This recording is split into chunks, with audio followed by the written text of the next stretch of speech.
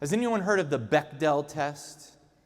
The idea of the Bechdel test originated in a comic strip by the American cartoonist Alison Bechdel, and it is a measure of female representation in media like movies.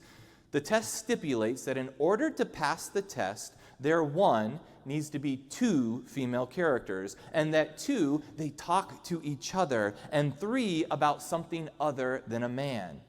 Sometimes a fourth criterion is added, and four, the two women need to have names. Most stories about women in the Bible would fail the Bechdel test on the name requirement alone.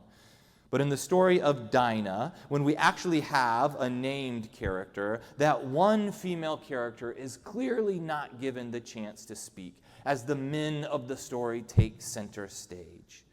Now, the Bechdel test is a very, very low threshold for female representation because, as we know, females make up around like 50% of the world, and the test just asks that there are merely two of them and that they talk to each other. It's not asking for much.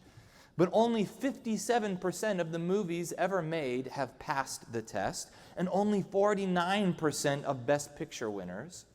And something that's really fascinating is that a study conducted in 2013 found that the movies that passed the test that year earned a total of $4.22 billion in the United States, and those that failed the test only earned $2.66 billion.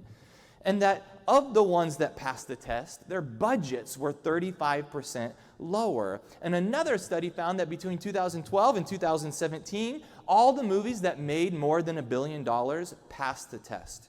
You made way more money if you let two women talk to each other. And still only half of the movies did.